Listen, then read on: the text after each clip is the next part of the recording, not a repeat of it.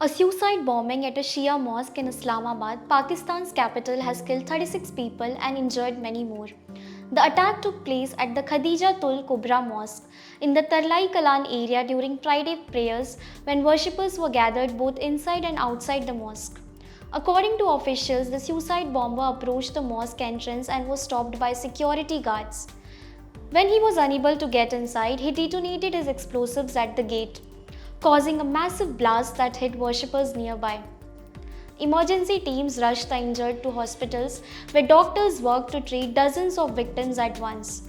Initially, the death toll was reported as 31, but as critically injured victims later succumbed to their injuries, the total number of deaths rose to 36.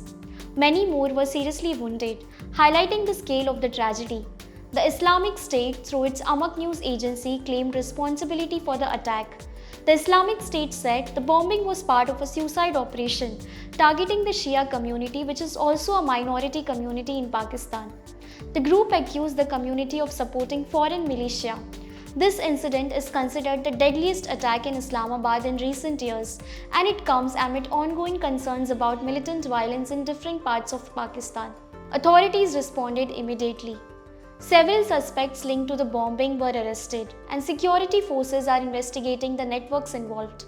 Officials are also reviewing possible connections to militant groups operating beyond Pakistan's border. The attack drew international condemnation. Countries including China expressed shock and offered support to Pakistan in handling the situation. Funerals and mourning ceremonies were held for the victims, with communities remembering those who were killed while attending prayers. This bombing has also highlighted sectarian tensions and security challenges in the region. It raises questions about how extremist groups operate and how civilians can be better protected during public gatherings. Pakistan continues to face the dual challenge of preventing militant attacks while maintaining peace between communities.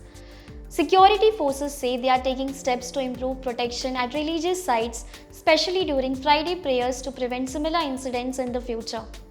The Islamabad mosque attack is a reminder of the persistent threat of terrorism and the need for coordinated action to ensure public safety.